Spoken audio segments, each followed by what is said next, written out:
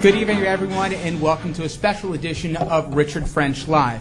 We are now joining you for the debate for the 19th Congressional District in New York State. And without further ado, I want to welcome our candidates. We are joined by the incumbent, John Hall. He is on the Democrat and Working Family ticket, and his challenger, Dr. Nan Hayworth, who's on the Republican, Conservative, and Independence lines. We'll be hearing from the candidates in a minute. But first, I wanted to mention that this is the third of 4 debates that we have brought you here in New York State, and we've done it in conjunction with the Westchester County Association and our friends over at Iona College, who have conducted polls on all of these races. Throughout this very important election season, both these partners have been critical, as well has been you, the voter at home, and our audience here as well. Now, let me give you a little bit of what you can expect over the next hour. We will be bringing in the candidates for both opening statements and then question and answers from myself and my better half, my co-moderator, Karen McBride. She is the editor of both the Westchester County Business Journal and Hudson Valley Biz. Thank you, Karen. The rules of the debate, very simple. It'll be for 1 hour. There'll be questions posed to both candidates, and we will leave it at our discretion for follow-ups if we have not heard a clear enough answer. Opening statements will be delivered by both candidates. Those opening statements, again, will be 2 minutes in length, and then closing statements will also be delivered, again, 1.5 minutes in length. By a coin flip, the order was decided, and Congressman John Hall will deliver the first 2-minute opening statement. Congressman? Thank you, Richard. I want to thank you and Karen for hosting, and Bill Mooney and the Business Association of Westchester, RNN for broadcasting this. I want to thank Dr. Hayworth for running. Anytime there's an election, Americans deserve a choice, and my hat is off to anyone who runs for office at any level, especially in today's climate when you're exposing yourself to criticism or scrutiny that most people would not brave. So thank you for being here and for running. And I'm proud of the work that I've done, my staff has done, and that the House has done in many areas in the last 4 years. For instance, working on veterans' claims, modernizing the way that they're processed so they get their benefits first and do the paperwork later.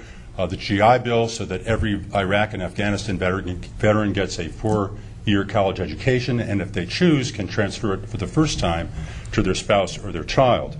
That we've worked so hard to pass a 9/11 first responders bill so that our first responders in New York who went to the wreckage of the World Trade Center at 9/11 at Ground Zero and are now suffering from respiratory disorders are finally going to receive their health and compensation for disabilities, because they were told the air was safe and they breathed it, and now it turns out it wasn't safe and it was toxic. And I've also been working hard to bring and retain jobs to this district, including, for instance, the solar panel manufacturing plant in an empty IBM space in Dutchess County, which is funded by Intel, so there's deep pockets behind it, there's room to expand, and it's a growth industry of the future, and I would like to continue doing that. I'd also like to, and I'm sure we will discuss over the next hour, the differences between what I understand Dr. Hayworth's positions and mine, including the fact that I intend to and have been fighting for the middle class every step of the way, fighting to protect jobs in the United States and stop outsourcing of jobs, and fighting for a reform of Wall Street, which obviously has shown that they will not reform themselves, so that those of us who have pensions at risk, savings at risk, are not seeing those savings gambled away on the casino of Wall Street. And I'm looking forward to the next hour of discussion. Thank you very much. Doctor? Thank you, Richard. Thank you, Karen. Thank you, Mr. Mooney, and all of you in the audience for being exemplary citizens and learning more about the contrast between our 2 candidates here today. I am running for Congress because I believe passionately that America, District 19, deserves a far better future than the one that is being prepared for us by our current Congress and administration. Congressman Hall has voted consistently for a program of spending, mounting deficit spending, debt, crushing taxation and regulatory burdens that threaten the economy of District 19 and also the economy of our entire state. And we simply cannot afford it anymore. I'm a doctor, I'm a mother, I'm a businesswoman. I'm an ophthalmologist who practiced for 16 years in Mount Kisco, and in 2005 I retired in deference to motherhood to raise my sons for a couple of years.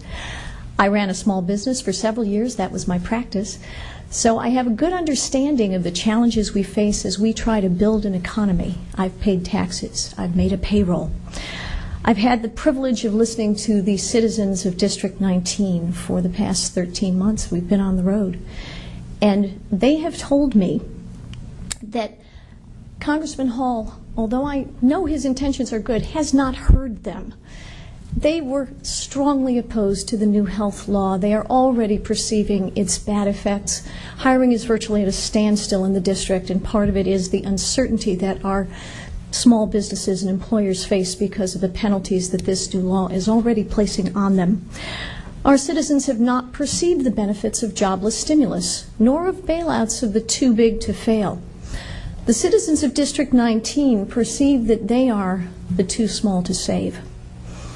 And I intend to work tirelessly, should I be fortunate enough to be elected your Congresswoman, to assure that the burdens that the federal government has placed upon you, upon our economy, upon our citizens here, will be lifted, that we will provide broad-based tax relief, that we will restrain federal spending, and that we will return the size and scope of the federal government to what was intended by our Constitution.